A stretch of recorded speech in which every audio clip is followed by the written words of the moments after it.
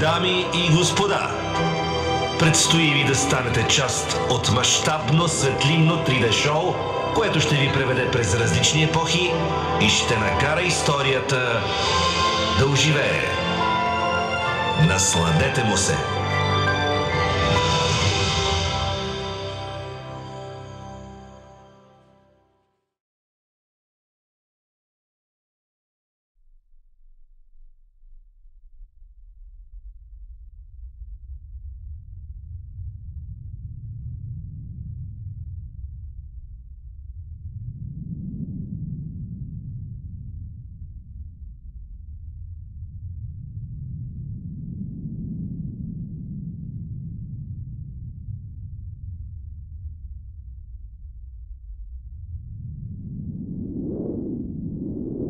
Срещал ли си духа на Врачанския Балкан? Чувал ли си песента му, ехтяща по хребетите? Пристъпвал ли си в недрата му? Усещал ли си величието и непреходността му? Веднъж почувстваш ли го, не го забравяш нивга. Сам ще се увериш в думите ми, защото стоиш на прага. Предстои ти пътуване в древността. Пътуване, което ще те накара да се гордееш с корените си.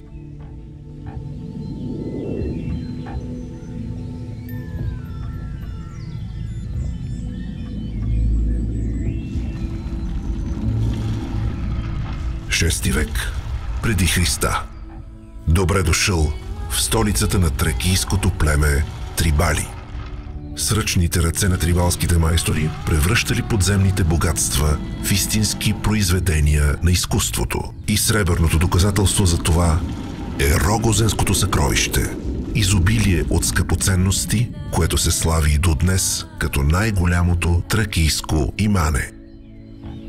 Безценни били и острите мечове, изляти в недрата на Балкана. Именно с тях трибалите отблъсквали набезите на множество армии, дори тази на Филип II Македонски и синът му Александър Велики. Но и изящните оръжия не спасили трибалите от римските легиони през 28-та година преди Христа. Новите владетели на планината оценили високо скъпоценните й дарове и основали рударско селище с монетарница. За да я съхранят, римляните положили основите на крепостта Валве, която величествено се издигала над река Лева и бранала прохода Врацата. Стратегическият проход, наречен по-късно Вратица, спечелил множество битки не само на римляните, но и на българите, които заселили местността на свой ред. Още по времето на Първото българско царство, при Вратица нашите войски многократно спирали набезите на византийската армия и опазвали българската чест.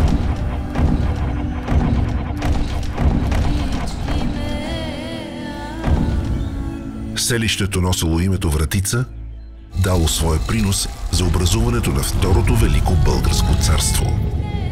Асен I, цар на българите, издигнал в крепостта царски манастир, който ознаменувал разцвета на града.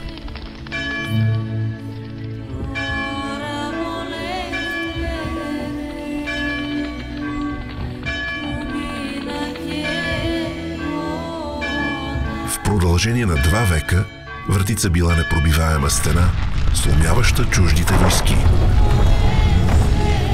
Задържала и турската армия, но до едно време.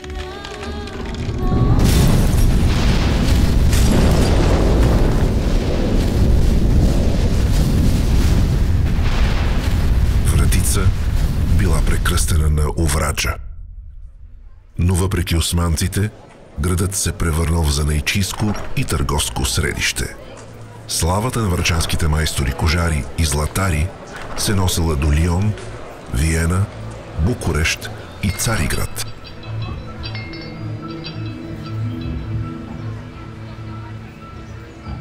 Храмове и училища красили града, в който творил самият Софроний Врачански.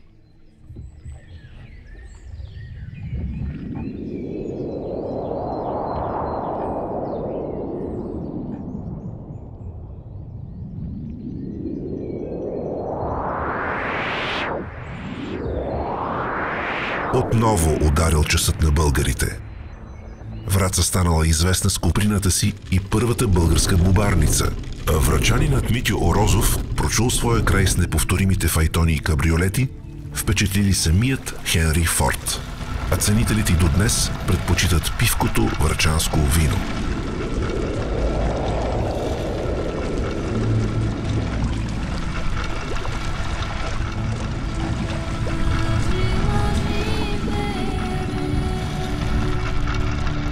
И ако днес минеш край тези земи, ще чуеш ехото на трибалските мечове, ще усетиш как земята трепери под римските легиони, ще видиш величието на българския Балкан.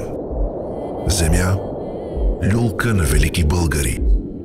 Земя, ознаменувана с безброй реликви. Враца, врата към древността. Вечна и млада като планината.